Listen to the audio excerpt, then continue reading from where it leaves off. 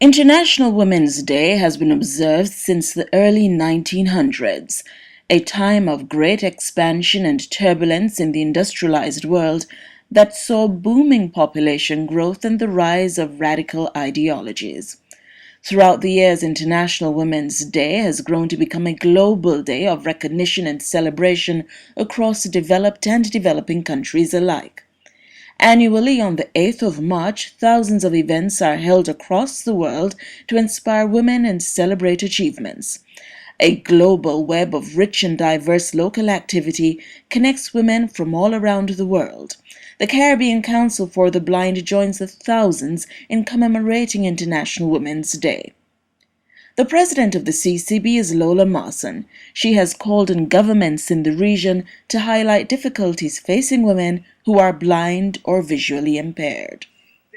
There are a number of issues that blind and visually impaired persons face, and indeed persons who are disabled face, being a woman.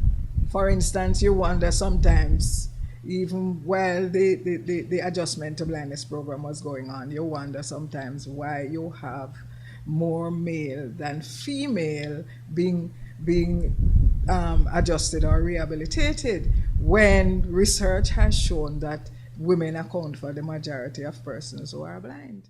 According to the CCB president, there is the need for more work to be done in the area of advocacy. I don't think we as disabled groups are doing enough advocacy work. In time gone by, we used to be more visible. But I think now, because people are, rather focusing on getting bread on the table, as it were, some things get swept under the exact table that you're trying to put bread on, as you know. So I don't think we are really focusing enough on issues relating to women. And even the women themselves get a little complacent. You're trying to get groups together and you find that they won't come, or even if they do come, obviously your goal for the group and their goal really don't match. While progress is being made across the region, Ms. Marsden notes that public education is the key when it comes on to helping women, and particularly those faced with challenges. To start with, we have to make the women themselves believe that they don't have to sit in their circumstances and be abused, for instance. You find that there are many women who, because they may be along with a person who is not disabled, they subject themselves to all kinds of abuse, and we really want to get rid of that. But as to how, I think education, public education, plays a major role.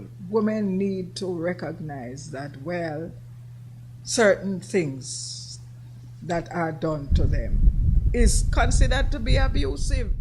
Sharing information is also of vital importance to improving the lives of the women who are blind or visually impaired.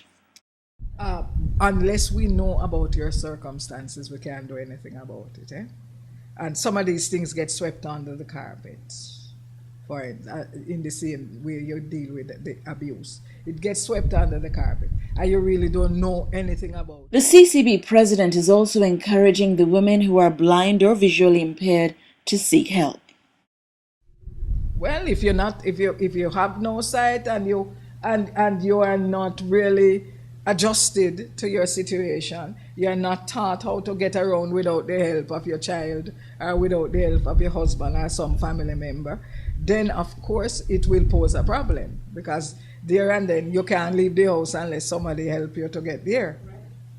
So if you are able to get out and to know that there are training institutions, you seek your help there, then you won't be able to liberate yourself. But you have to get out, and you have to access all that is there to be accessed. The opportunities for training are available, so women are being encouraged to take control of their lives. It is certainly not the end of the world, but there are some people who will believe that it is the end of the world. Nobody really wants to lose their sight. You know, sometimes I hear people say, why? Me rather deaf than blind, because people will give all kind of things to eat as if they don't have a sense of smell to know what they are eating, you know. So you often hear people thinking that, when one becomes blind, then that is it.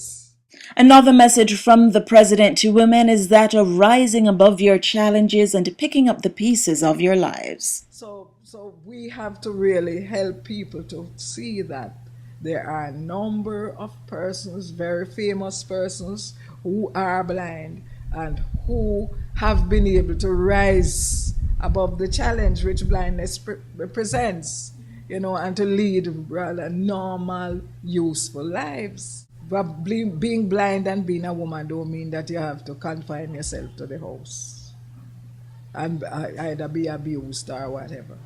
You can pick up the pieces of your life and get yourself in a position where you can be trained for whatever you need to do.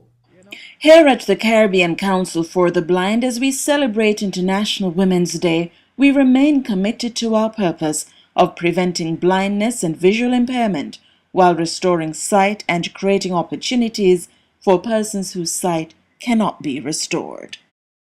Then you can lead a relatively normal life. So, you know, I'd urge women to really take their lives in hand and seek help if you think you don't know how to do it. Seek assistance from those who are able to help get out and be involved and lead a normal, useful life.